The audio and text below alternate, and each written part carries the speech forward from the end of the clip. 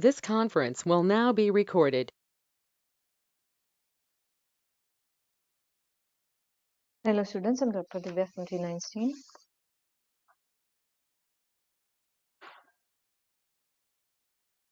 So now we are in the 15th chapter, Improvement in Food Resources, Part 2. So in this chapter, we are learning about improvement in crop yield. So we know crops, the current population is not meeting with the yield from the current crops. So we need some kind of improvements in crop yield. So about the improvement in crop yield, we are learning. And the second topic in this chapter is animal husbandry. We have learned in the first part, like all living organism we need food, right? Living organism need, they want food. Why they need food? Because for the growth of body, to live for their life, they need food, right? So this food is giving protein, then carbohydrate,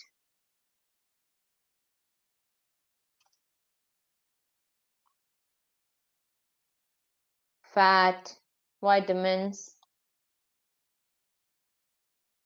minerals.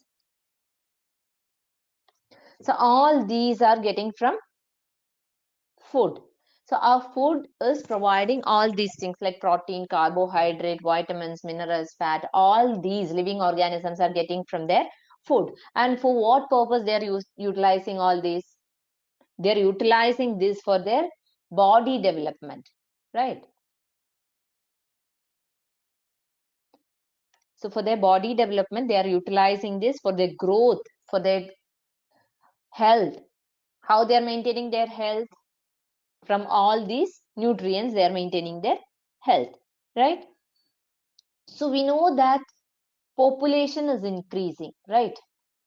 In our country, not only in our country, everywhere, all over the world, population is increasing. So if population is increasing, we need more food, right? For the existence of life, main thing is food, right? We need to give food for everything. For the existence of this living organism, food is a main part. So food, for this growing population to provide food, the current yield is not sufficient, right? So what we need to do? See, the area, we said area is not increasing, which is kept for farming. That farming area is not increasing, but the population is increasing. So what we need to do? From the same area, we need to get more yield. From the same farming area, we need to get more yield. So what we will do for that? We will find a solution, because we need more yield, more food. We need to give more production, right? Food production should be more. So what we need to do? We need to get the same food and more yield. So how we will get more yield? We need to develop high yielding varieties. So we need to cultivate high yielding varieties, right? So increasing area is not possible, right? No need to think about that side. Increasing area is not possible, right? But production should be increased, and the efficiency, main thing is efficiency of crop and livestock. Crop and livestock, that should be increased. So for increasing population, the food production have to be increased, right? And now we are able to develop high yielding varieties, right? And up to a point, we are able to withstand this condition. right? So simply increasing the grain production means that's not good. Just increasing the grain production, there is no meaning in that, right? Because increasing the grain production, along with that we need to make sure that the quality should be good, and there should be something special, right? The content also should be good. So simply increasing the grain production for storing in the warehouse, that will not solve our problems, right? That is not going to solve the problem of hunger and malnutrition.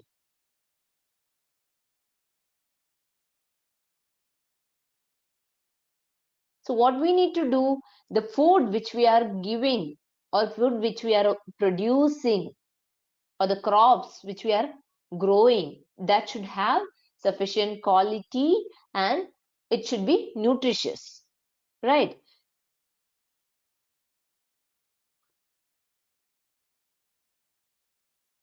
So majority of our population, we know that they are depending upon what? Agriculture for their life, right? So increasing the income of people, those who are working in agriculture, that should, that is must. Actually their income should get increased, otherwise no one will come to that path, right? Wherever we are getting more money, to that way only people will go. Why? Because it is important to meet the daily expenses, right? So for nowadays we know that education field, that is also, if we want to give good education in good cities and all, we need to live, we need to do good work, means we need to move to such kind of places. So to meet with that expenses, our salary or our income also should be good, right? So people, if they are getting very less income from agriculture side, means no one will come to that field, isn't it? So what we need to do, increasing the income,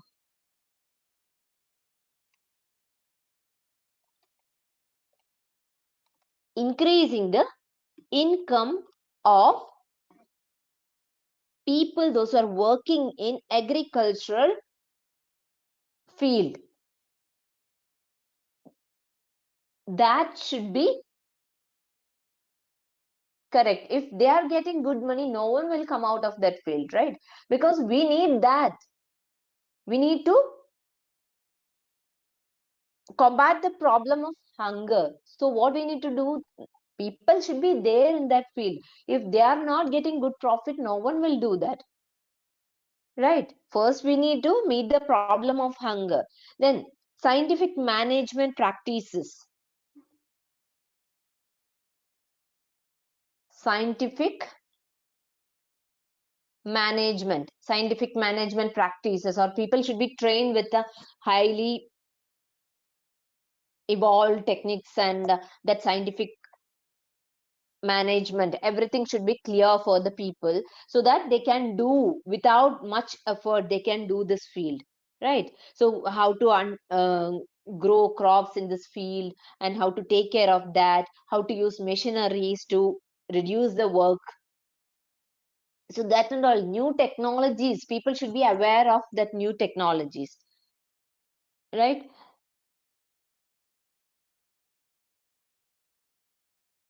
And people should know that the old methods and all technologies and all those things should get replaced with the new ones, right? So that they can do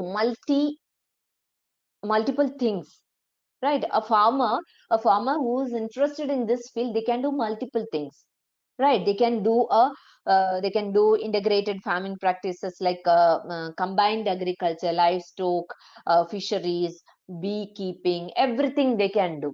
Because if they are applying new technologies, they can save time, they can save money, so they can do multiple things at a time, so that they will get good profit, right? And here the question is how to increase the yield, right? How to increase the yield of crops? So that's the question, right?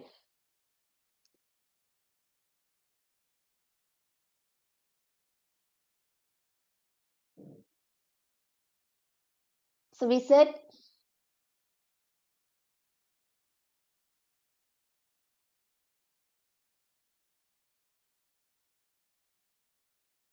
see from cereals what we are getting? From cereals we'll get carbohydrate. From legumes we'll get, or pulses, from that what we'll get? Protein, right? And from oil seeds, what we'll get? Fat. So all these things are necessary, right? And the vegetables and the spices, fruits, vegetables and fruits, from that we are getting vitamins and minerals, right? And small amount of proteins we are getting from that, carbohydrate, fat. So in addition to all these food crops, fodder crops are there, right? If you are growing fodder crops like grass and oats, all these, so fodder crops, that is the food for livestock,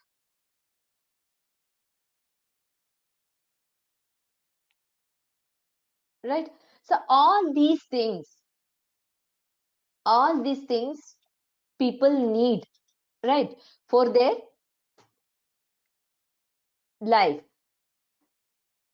And here the question is, what we are getting from cereals, pulses, fruits and vegetables? This is the first question in that chapter. Cereals are giving carbohydrate, legumes, they will give protein, or pulses, they are giving protein, oil seeds will give fat, vegetables and fruits, from that we are getting vitamins and minerals. And here, this from fodder crops will get food for livestock. Okay. And different crops. See, we said here different crops, you can say cereals, different cereals are there, different legumes are there, oil seeds are there, then vegetables and fruits. All those, they won't grow in all climates, right? So different crops, they need different climatic conditions. Different crops need different climatic conditions. See, we can say like a photo period, temperature, their life cycle, everything varies, right? So the duration of sunlight, that is called as, that is uh, the photo period, right? So the photo periods are related to the duration of sunlight. Then growth pattern of all these plants and their flowering time and the whole life cycle, everything varies. From crop to crop it varies, right? So we know that plants, what plants will do? Plants are making food during photosynthesis. They are making food through photosynthesis, right? In the presence of light, they are synthesizing their own food, isn't it? So and they need, some crop need, or some crop need more water for their growth. Some will grow in their rainy season, and some will grow during other season. So there are two seasons, that is kharif season, which is from June to October. June to October. June to October, that is kharif season, that is rainy season, right? Then another one, that is Rabi season. Rabi season, that is from November to April. Okay. This is Rabi. Rabi season is November to April. So during Rabi season, paddy, green gram, PGNP, maize, cotton, all these are Kharif crop. Which one? Paddy, because paddy means rice. So in paddy field and all, always will be keeping water, right? So that can grow in rainy season. Water is required. More water is required. Soya bean, PGNP, maize, cotton, green gram, and black gram. All these are kharif crops. Okay. Then rabi crops means mustard, then gram, peas. All these are rabi crops. Okay. So we know that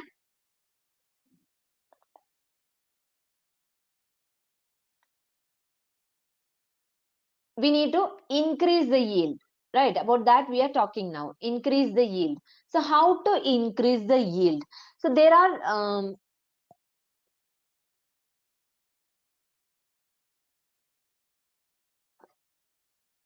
production of food that has already increased. We are trying to increase that.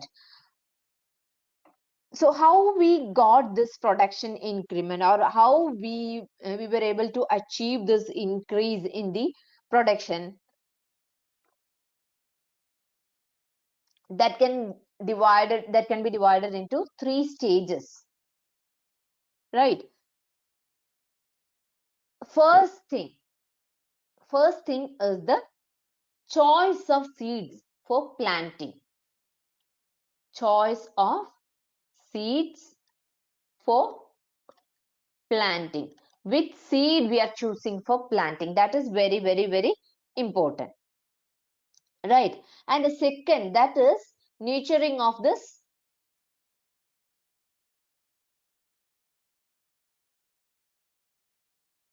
crop plants.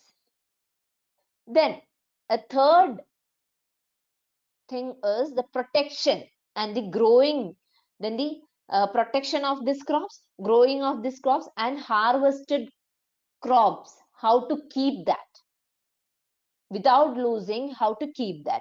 That's a major activities which are involved in the crop yield or improving the crop yield. Okay, so for improving the crop yield, we can do different things like crop variety improvement. We can do crop variety improvement. We can do then crop production improvement. First the variety that we can improve, then crop production improvement. Crop production improvement we can do. Next, crop protection management. Crop protection management. Right. So these are the steps which we can take to increase the crop yield. Okay. Crop variety improvement we can do, crop production improvement we can do, and crop protection management. Right. These are the main steps which we can do for the increased yield. So let's see one by one. So first we are going to learn about crop variety improvement. Crop variety improvement. So how to do this crop variety improvement? See, this crop variety we need to, a particular crop variety we need to improve, right? So first of all, we need to find out, as a starting step, we need to find out a crop variety which is giving good yield. So a good yielding crop variety we need to choose first. In the normal condition, it should give good yield. Okay. So the varieties or the strains of crop we can see. Okay. So these crop varieties that can be selected by, how we can select this? We should have, while selecting, we should feel like, okay, this is going to give good yield compared to the normal one. This is having high yielding capacity. So we need to select such crop variety, such a crop. First of all, we need to decide which crop we are going to do, right? And from that, among that, thousands will be there. So among that, we need to find out. See, different crop varieties are there. Just think about rice varieties or wheat varieties. Okay. So among that, we need to find out which is giving good yield during normal condition. Okay. So we need to select that. So find out the good yielding variety first. And this good yielding variety, see, normally it is giving good yield, right? Then how to select that? By breeding for various useful characters like disease resistance, then response to fertilizers, high yielding production, high yield. Okay. So what we need to do? First, we are finding out good yielding variety in the normal condition. And our problem is in our area, maybe water may not be so much, right? And sometimes some disease, some climatic conditions, several issues will be there, right? Maybe water problem or disease,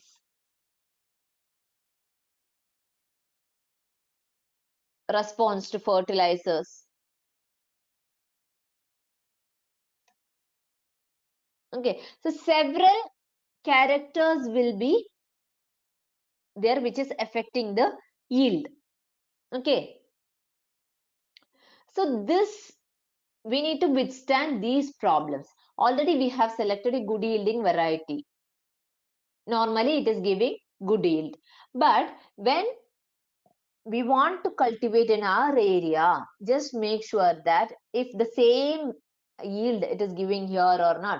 If it is not giving, we need to make a crop variety which is giving good yield in a particular area that may be facing water problems or disease. See, we can disease resistance, disease, that is the major problem for all these crops, right?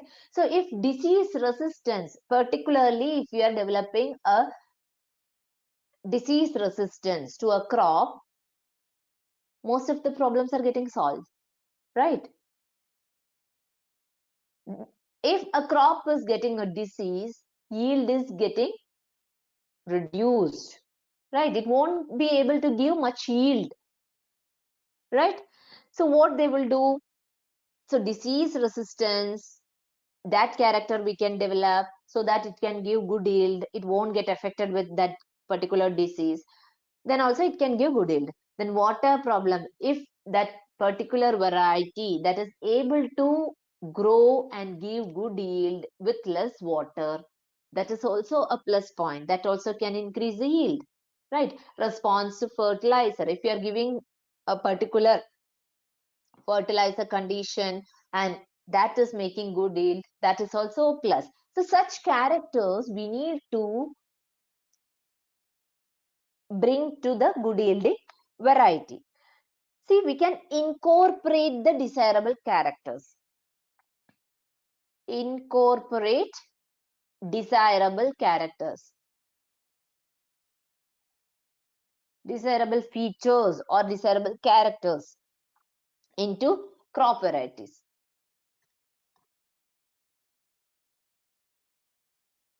Okay, and that is called as hybridization.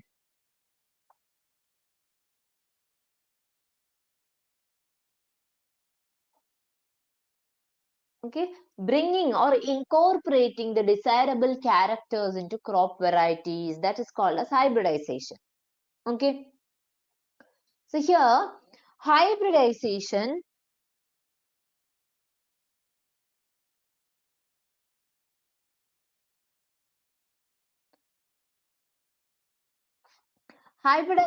means crossing between genetically dissimilar plants.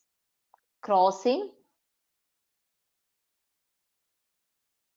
between genetically dissimilar plants. Okay, genetically dissimilar plants, they are crossing. Okay, genetically they'll be having, the plants will be having differences. So among those plants we are doing crossing. So this crossing can be done intervarietal. Intervarietal means in between different varieties. So if you are selecting green gram or any, it may be paddy or wheat or whatever may be. Just for an example, I'm telling, we are selecting green gram.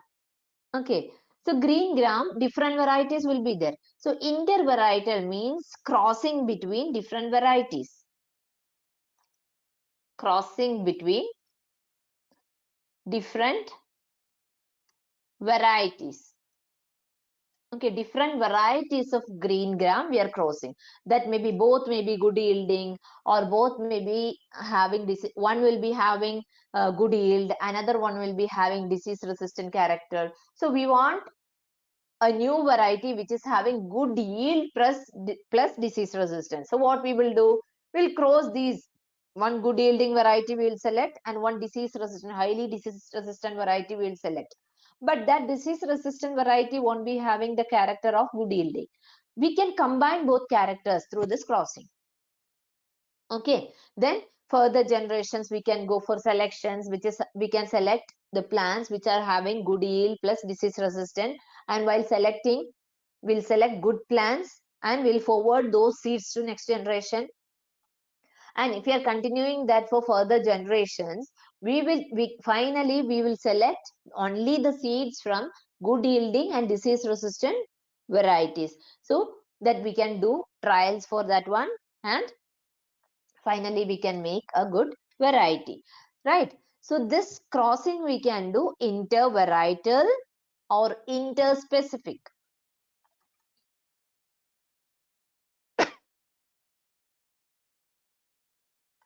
Interspecific means between two different species of same genus.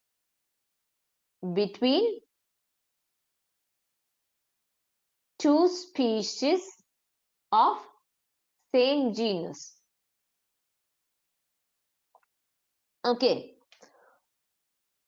Or intergeneric also. That means two different genera.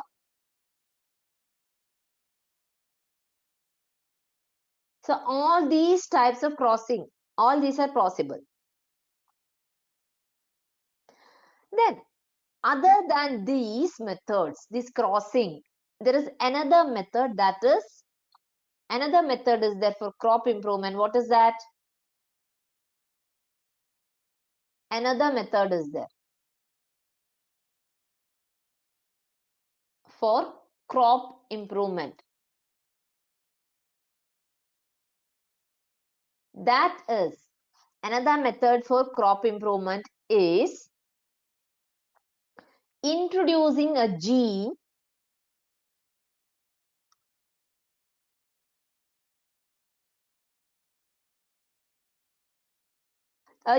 should be introduced which is providing that desired characters. That gene, which gene we are introducing, which is the desirable character, gene of desirable character, that can be introduced. Okay, but this, so the genetics of a particular crop that we are changing, so that is called as genetically modified crops. Genetically modified crops. A particular gene we are introducing to a crop. The gene of desired character that we are introducing to that crop. So that is called as genetically modified crops. From the usual genetics of that crop, we are introducing a desirable gene. Maybe for disease resistance, maybe for good yield, for other characters, whatever may be, a desirable, whichever gene or whichever character we are expecting in that particular crop, that gene we are introducing. Then what will happen? The genetics of that crop itself is getting changed, right? The whole character of that, or the usual, from the usual genetic content, it is getting modified. That's why we are calling as genetically modified crops. Clear?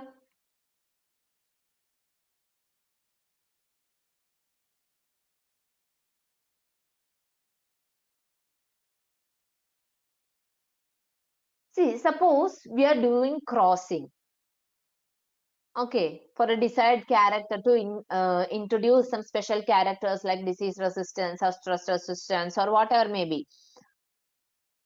Through crossing, we are crossing plants for a desired character.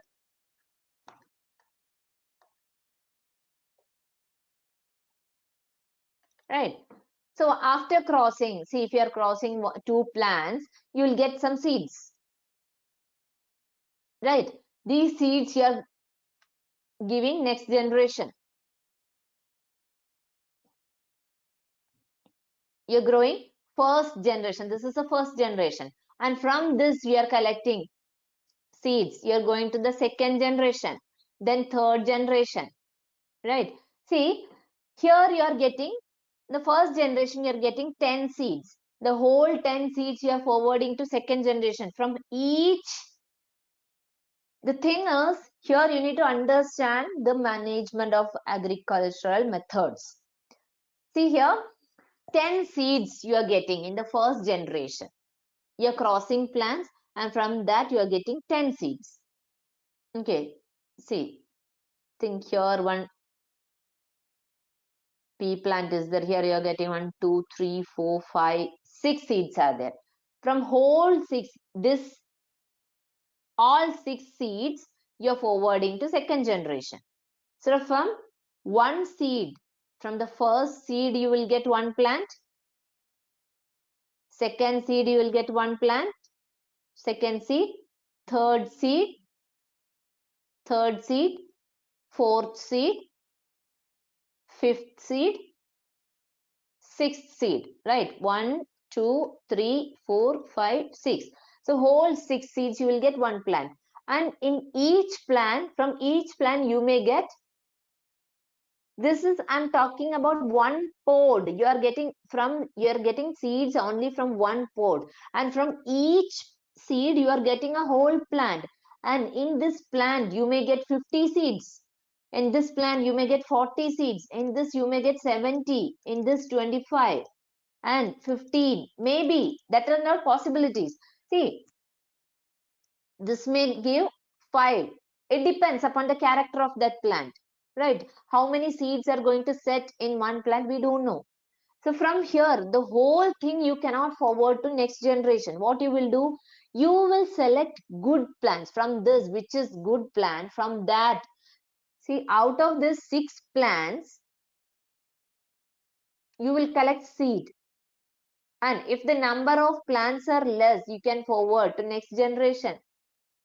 The whole 50 seeds you can collect from this, whole 40 seeds you can collect from this.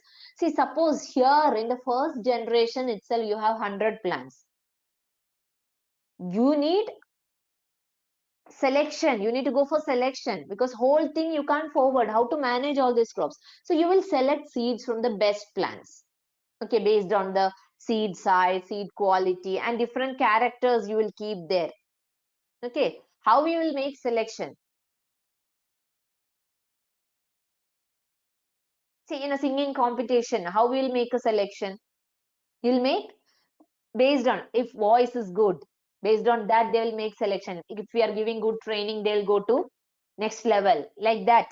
See, these are all based on some criteria we are making selections, right? And some people will be good, they'll be singing well, right? But they won't be having good training. So in such way you can take. So like that, here for seed selection also, you'll keep some criteria, which is having good seed size and maybe seed a number of seeds per pod, like that, and all some criteria you can keep. Number of pods per plant. If you are giving more pods per plant, that is a good character, right? And disease. If all other plants are getting affected, one plant is not getting affected, that you can think as this disease resistance, right? So based on that, you can select. So different criteria you can keep, and you can make selection to reduce the number of plants. And like that, you can forward. From this, you are going to third generation. And from there, again, you are making selection based on the best criteria or best characters. Based on that, you are making selection going to fourth generation. Like that, you will forward 6 to 10 generations. You can make for the fine selection, you can go to further generations, right? Then from the, if you're going to further generation, your selection criteria will be tight. Okay, and finally you will go for the selection of, see, one plant will from that you will collect and seeds, and you will go for 2-3 lines. The characters are getting fixed if you are moving to further generation, right? It is becoming stable. So from one plant, if you're getting 60 seeds, from that you may go for 5 to 6 lines, and you'll mark it. And the second plant, you're going to 5-6 lines. So the character is becoming stable if you're moving to the further generation. And from these, again, from these 6-7 lines, whichever you're feeling better, from those you are collecting plants, or again, collection of seeds will happen from that area. So the stable character, based on that, you will be able to produce seeds in high quantity, right? Now you have fixed with the character. You have a target, like you need a plant with disease resistant and with good yield. You have made selections. So selections made. Selections are done now. Now, what is the next step? Next, you need to make sure that in one place, what is the yield per acre or per hectare? In high quantity, you need to cultivate that. If you are going to cultivate that in higher quantity, what will happen? You will come to know that what is the yield, total yield of that crop. Okay, and in different seasons, you can try to fix the basic yield, normal yield of that crop, right? So in one location, in your research location, you are getting this much. What is the next step? Next step is, in this research location, the climatic condition is that you'll mention the climatic condition, what is the temperature, water, how much you are giving, and what is the fertilizer composition you are giving, and how many times you are spraying something. So everything you will note down. And what is the yield per hectare? That also you need to notice. Next, in multiple locations, you can do multiple locations, you can try. Then only you can tell that if another person who is from another district or another state, they are coming and purchasing this one, I want to grow the same plant because I have heard from someone that this is giving good yield, so I need to cultivate in my place also, I want to try. So in multiple locations, one farmers will come from different places, right? So you need to give the seed, and you need to make sure that it is giving exact yield or almost equal yield. So before giving seeds to farmers, a scientist should make sure that it is giving good yield in multiple locations. So what they will do, they will cultivate in multiple locations. See, if I'm doing in Tamil Nadu, if I'm doing in Karnataka, if I'm doing in Kerala, first in that state, in particular state where we are there, different climatic conditions we will try. Right, in one state itself, you can see different climatic conditions, right? And the soil variations you can see. and the temperature variation you can see. So there itself we will cultivate and we'll make sure this is the range. We can tell in this stage, this is the range. It is giving some 26 to 30 quintals per hectare, something like that. That yield range you can mention, right? And in different locations within our country, that also if we want, if we are confident, we can go for that also. Then we can tell this is in this range, it is giving all over, it is giving this much yield, right? So a new variety of crop, if you are doing multi-location trial, that can be accepted. So it is necessary that variety which is producing high yield under different conditions or in different areas, first we need to confirm with multi-location trial. Okay, multi-location trials. So that seed should be all of the same variety and they will germinate under the same condition. Okay, then all these cultivation practices and the crop yield, all these are related to weather condition. That is very, very, very important in cultivation, right? Then the soil quality,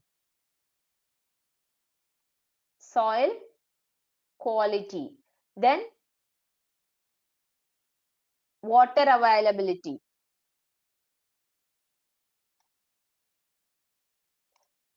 Okay, then we know that flood or something is coming, unpredictable, that is unpredictable, right? So such climatic changes, so our varieties that can be grown in diverse climatic conditions, that also we need to make sure. Then some crops in that scientists are trying to develop soil salinity, high soil salinity, right? In some places flood or something happened, the whole soil quality will change, soil condition will change after flood and all, right? So the crops up to those days, they'll be doing some crops which were growing well. If the soil condition is changing, what will happen? The farmers are becoming helpless. So soil salinity, they can tolerate the soil condition or salinity of that soil. Such crops also we need to develop. So some factors which are very important for the variety development. Okay. So we'll tell one by one the characters which are very important. Some of the factors for which variety improvement is done. Already the variety improvement is done. High yield. High yield, for what we are doing this? To increase the productivity. High yielding crops. It's for increasing the productivity. Productivity per acre. So we are increasing the productivity of that crop per acre. Okay. Then improved quality.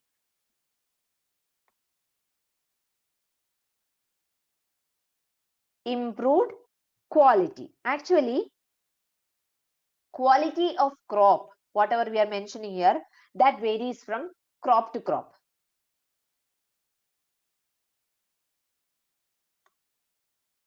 See, in all crops, we can't tell the same quality should be improved, right? See, in wheat, for example, in wheat, we can say, in wheat, which quality we can improve? Baking quality. Baking quality is important. Baking quality is important in which one? In wheat. What about pulses? Pulses, from that, what we are getting? Mainly protein. So the protein quality in pulses. protein quality, that should be increased, right? And in the same way, vegetables and fruits, it's difficult to store vegetables and fruits, right? So the storing or the preserving quality, that should be increased. It should not get damaged for at least for a minimum number of days, right? Storage quality or the preserving quality in fruits and vegetables, that we need to increase. So for high yielding, that character we can improve. Then improved quality,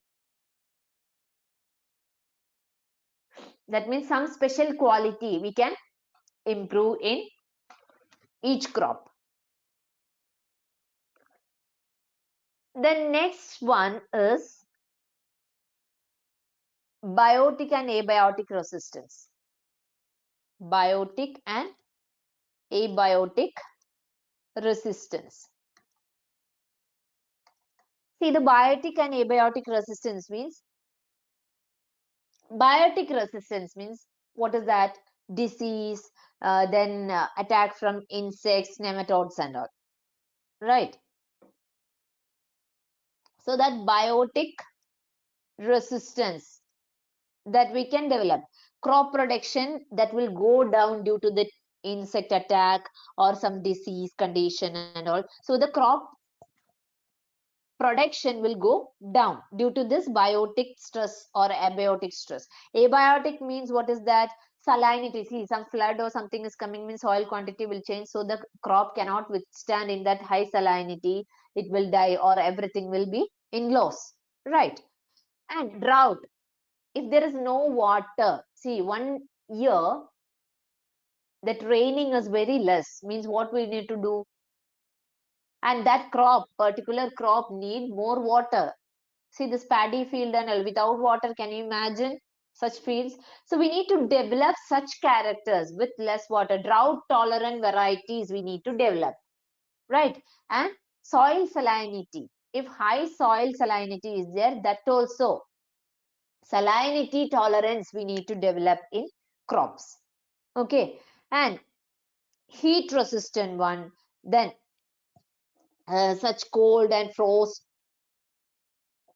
condition, that tolerance and all we need to develop in crops. So stress tolerant varieties we need to develop in crops. So that can also improve crop production. Otherwise, suddenly climatic changes or salinity or drought, something is coming, this crop won't be able to withstand such conditions. See, our day by day, our population is increasing. So water availability is decreasing. So what we need to do? Drought tolerant varieties are must. We need to develop that character, right? So drought tolerant varieties we need to develop. Then another character which we need to develop is change in maturity duration. Change in maturity duration.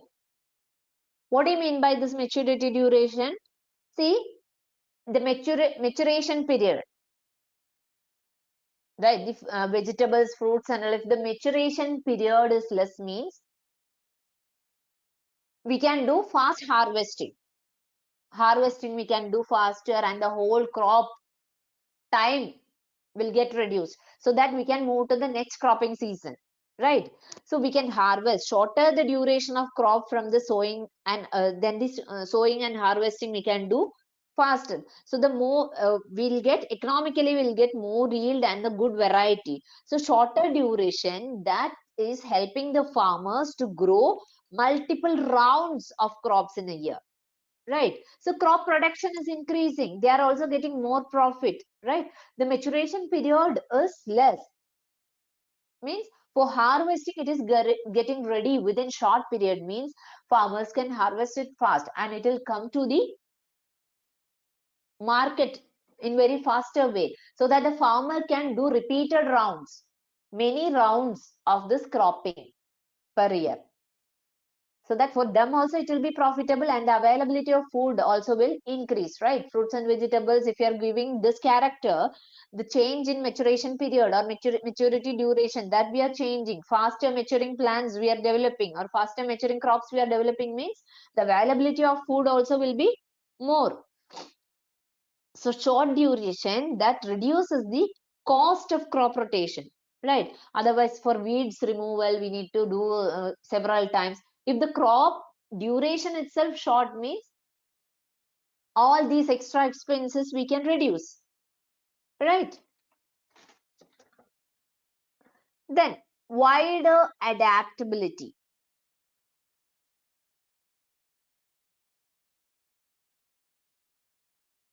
Wider adaptability means, see, variety of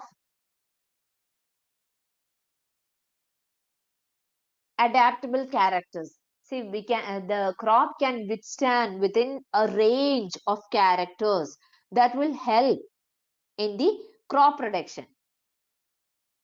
There will be a stabilized crop production. So there is a range of condition through which they can adapt.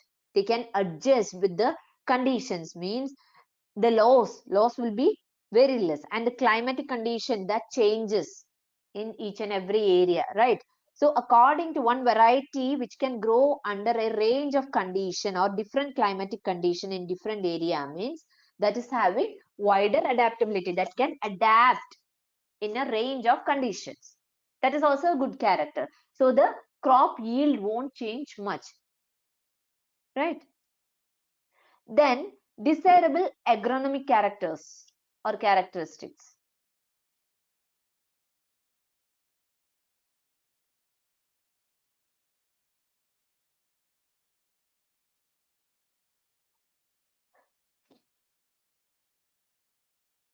See, for fodder crops, desirable agronomic characters means, in the case of fodder crops, we need big one or more branching one, right? Then only they'll get more fodder, right? So dwarfness that we are trying to bring in cereals. In cereals, see, for the branching or the tall or the height, they are increase they are utilizing all the nutrients, means the crop yield will get reduced. So that kind of, according to the crop, for which purpose we are using, according to that we need to develop desirable agronomic characters. For fodder crops, what you need, more branching, more leaves you need, then only the organisms will get something to eat, right? So in that tallness we need to develop, that agronomic character is good. But what about cereals? Think about paddy or wheat.